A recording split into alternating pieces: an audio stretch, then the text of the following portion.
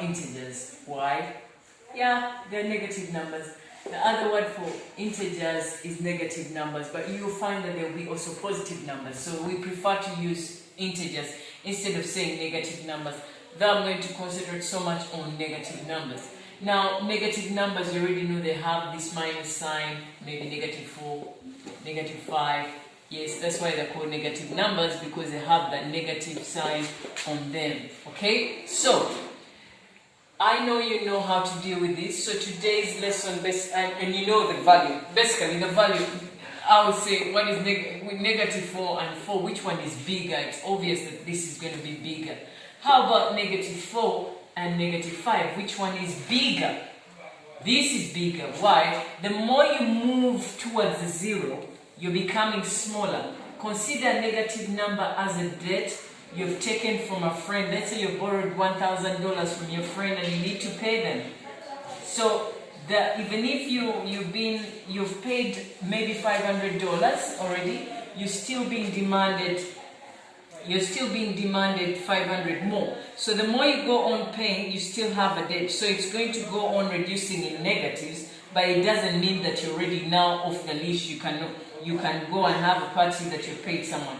So whether you're this way or that way, you need to know the value. So now as we look on, we're going to find that negative number. So we have this negative number here, 5, and then we have this one, 4. So which one is closer to the 0?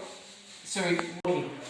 So you need to know that this is 4 is smaller than -5. Why? Because you're now remaining with a less debt compared to this debt that you had. Just like I was using the narrative of a debt. But yeah, I know you know the values of these negative numbers. So we're going to be looking at the rules or laws that govern these negative numbers in basic operation. So basic operations, we're talking about addition, multiplication, minus, and division. So these will always work together. So we're going to look at these laws there is in negative numbers, or dealing with negative numbers in terms of basic operation. So if you have a positive plus a positive number, that is what you've always been doing. But you may find yourself having a negative plus a negative. The answer then is going to become a negative. Always. It will always be a negative. This will always be a positive. Okay? The answer will always be a positive. How about if you have a negative plus a positive? The answer here depends. It could be negative or positive. I'll give you an example. So if we have -5 plus 4, the answer is going to be -1. So the answer is negative. But you may find that it's -5 plus 9, and then the answer is going to be 4. So it's positive. So the answer depends here whether it is positive or negative. Then we may find that it's a positive plus a negative. Still, the answer is going to be the same. It can be positive or negative. You may find yourself having to minus from a minus. If you have a negative and you're taking away a negative, the answer is always going to be depending. It will depend, because these two will marry each other and then become a positive. I'll give you an example. Say this can either be a negative or a positive. I'll give you an example here. So if you have -3 minus -4, this is going to mix up and it becomes a positive, so the answer is going to be -1. But then you may also have -3, let's say, minus -7. This marries each other, and then you have a positive here. Okay? So that's how these rules work when it's addition or subtraction, when you're dealing with negative numbers. So I'll move on to the positive, so to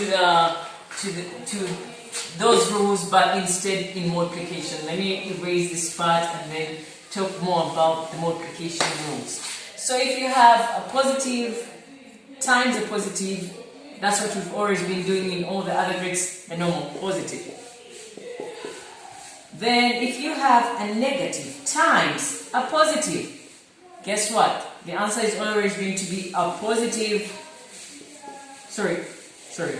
negative. That's what I meant.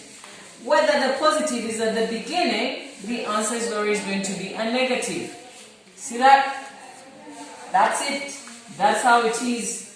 I don't know why it's like that, but mathematicians found a way to show that negative numbers exist. So we have to show you how powerful they are. If they're found in any multiplication number, the answer will always be like that. And so if you have, how about if you have a negative times a negative?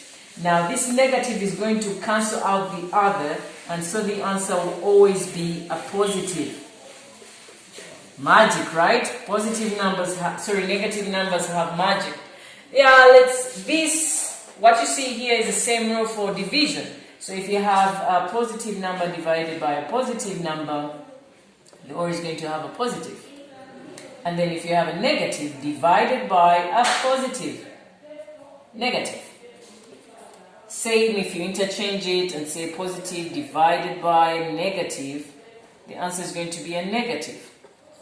And then if you have a negative divided by a negative, the answer is always going to be a positive. I want to give an example on this one to show you how magical these ones look like. So if you have negative 5, let me use negative 15 divided by 3. This is going to cancel out. Just like the way you've been having 5,000 divided by 300, and then you cancel out these zeros. The same thing happens here, and so the answer is 5. That's for division.